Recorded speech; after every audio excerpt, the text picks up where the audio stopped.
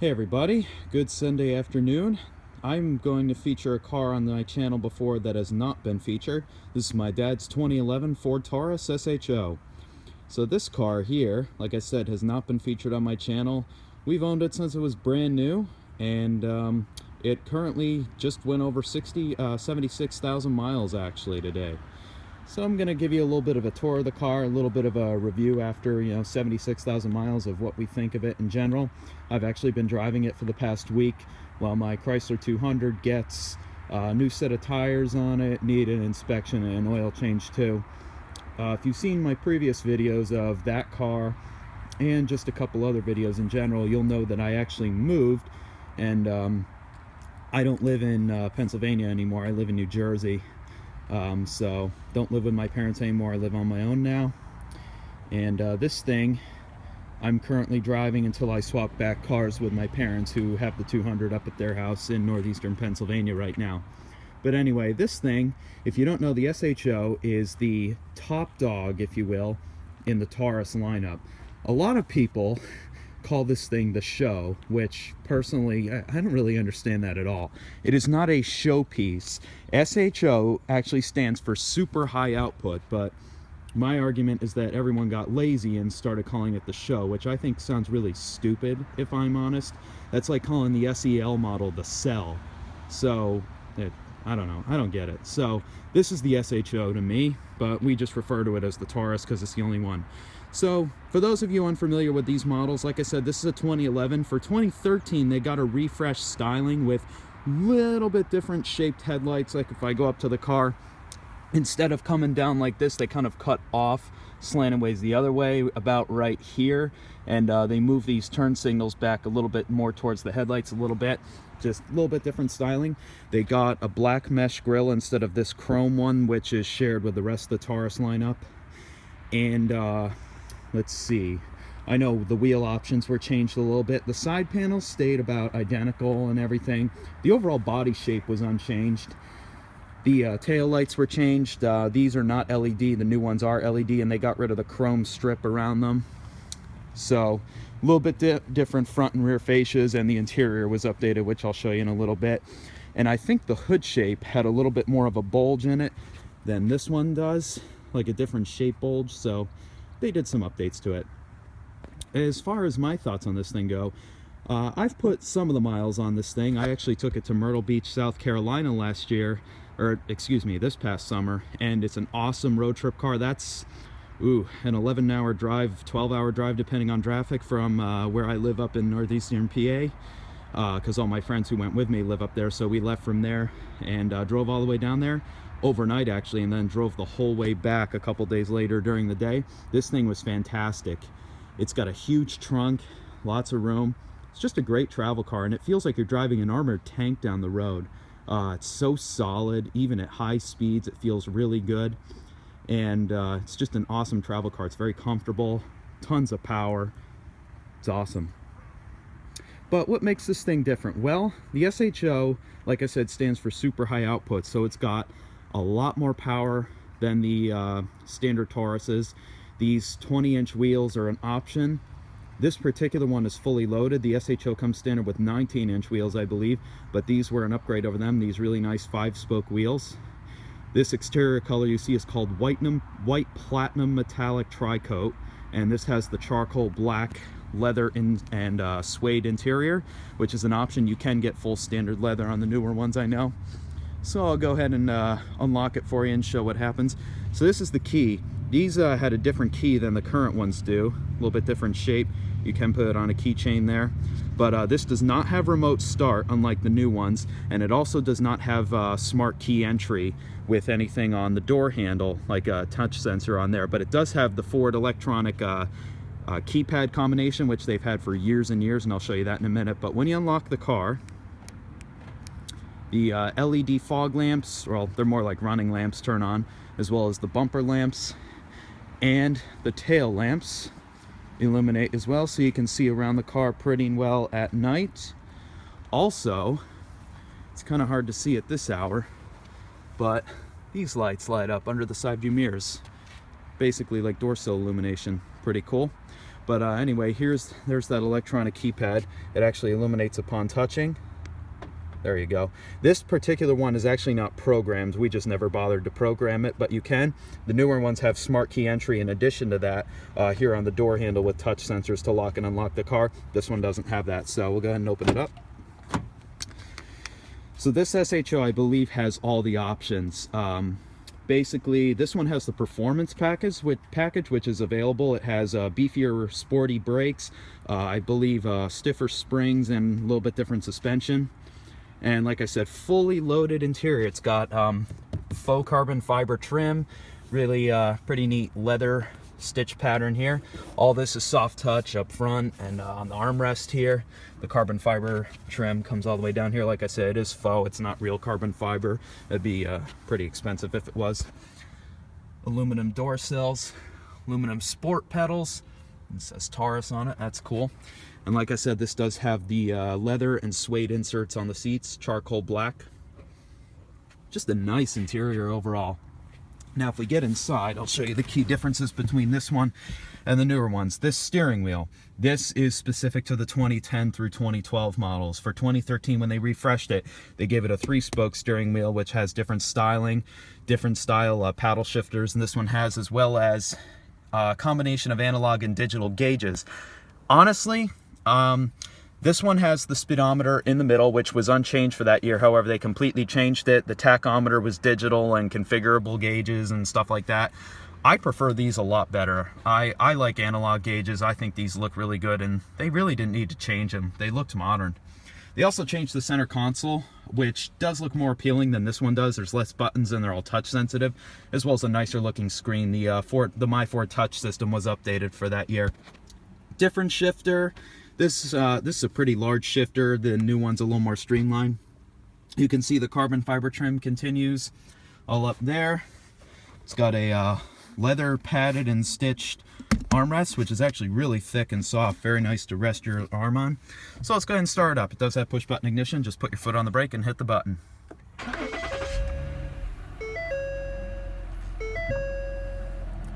Yeah, did they really need to change those gauges? Those look so good. I don't know, that's just my opinion. So go ahead and shut the car up for a minute. The one thing about these doors is they close so tight and so solid. They're very heavy too.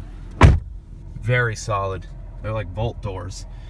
So I don't have the radio on. I know YouTube doesn't really like music now, so we're just gonna leave it at that. This does have a 12-speaker Sony surround sound system, which sounds very nice.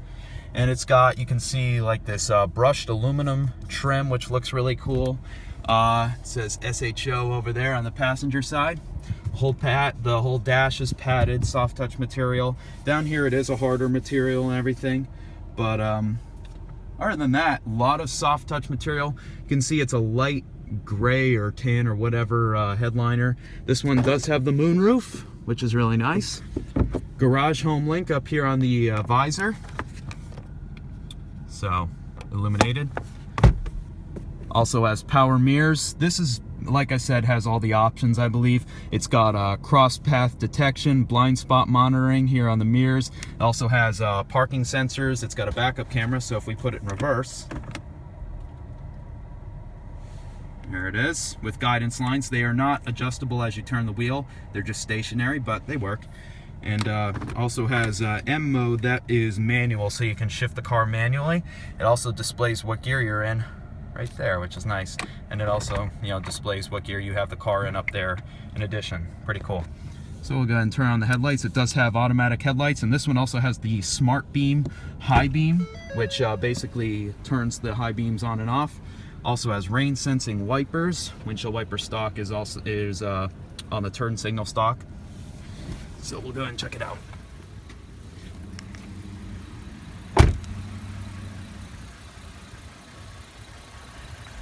By Xenon projector headlamps, HIDs. Like I said, LED running lamps down here. They're not really fog lamps because they're not that bright, but they look cool. Very quiet car. Just washed it actually. Well, took it through the car wash. Another signature styling cue between the rest of the Taurus lineup, dual polished exhaust tips. The only bad thing is, if you look here, the chrome trim has started to peel off around the headlights, or taillights, I'm sorry, and the Ford emblem here. You can see it's peeling off right there. Also, this headlight, we tried to touch it up a little bit with chrome paint, but didn't come out that great, so I don't know, might get it re-chromed. And also, a couple of the wheels have curb damage. This one's not, but my dad touched them up a little bit, and they actually came out pretty good. You know, 76,000 miles, stuff happens to the car. It's got a couple marks here on the front end just from being driven. It's not perfect, but it is in excellent shape. Yeah, there we go. There's some curb damage. And I don't know about this wheel.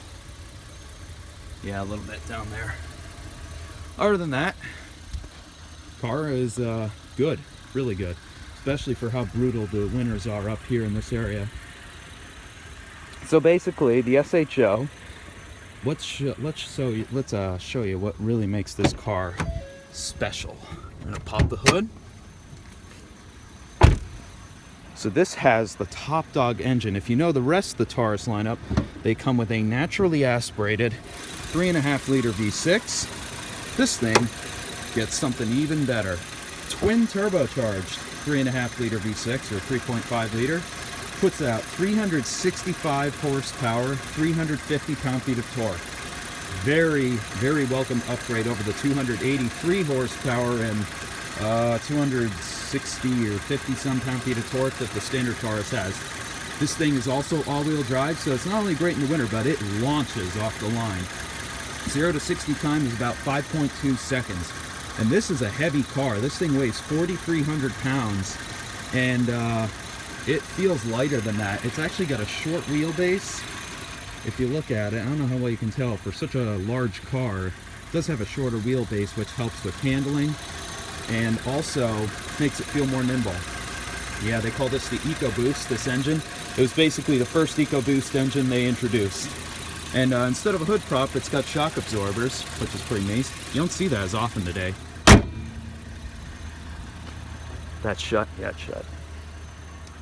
Back seat space is also very, very good in this car. Same styling as the front doors. Same seat pattern. Also has 2-stage heated rear seats. You can see they illuminate in red, which is neat. It's also got a 12-volt power outlet. You can see I've got tons of leg room here. Couple inches of headroom too. There's a cutout here. Also, if you pull this down, you got an armrest and 2 cup holders here. 3 people back here is actually fairly roomy. It's not bad. This doesn't come up too high, the center console, so it's not too bad to pinch a third person in, but 2 people can fit back here very, very comfortably. Seats are also nice and soft. It's just a good travel car. Very stylish. I really like this car. We all do. We really have not had any problems with it. It's been very reliable, hasn't let us down, hasn't had to be towed or anything like that. Just been a really good car.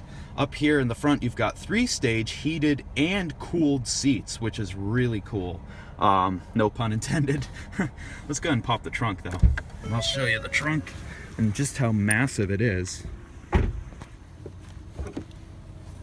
Pardon all my stuff in it, but yeah, you can fit a lot in here.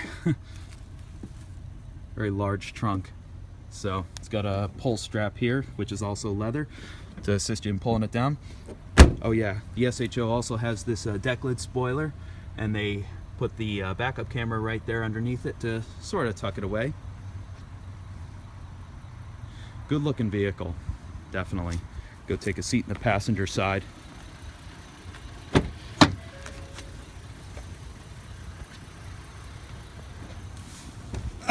It's very comfortable. If you look in here, you got 2 cup holders with blue illuminations. Pardon all the change. My dad's like the king of change. In here, oh, my Easy Pass jams this thing. So you got another cup holder there. And up here in front of the shifter, you've got another 12-volt power outlet. I don't know what those do. I haven't played with them. If you open up the center console, you got this removable tray. pretty decent amount of storage. You've got USB integration for an iPod or something, auxiliary, as well as another 12-volt power outlet, so you can fit a decent amount in there. Glove box is a respectable size. There's a ton of crap in here, but you can fit a decent amount in it. So I guess that's all there is about the SHO. It's been a great car. Highly recommend for those of you who want a good practical family sedan but don't want to, you know, sacrifice any fun. You will really enjoy this car. So, okay, I don't know what the heck that's about, but been a good car. So maybe I'll make future videos of this car. We'll have to see, but there it is. Have a good one, guys.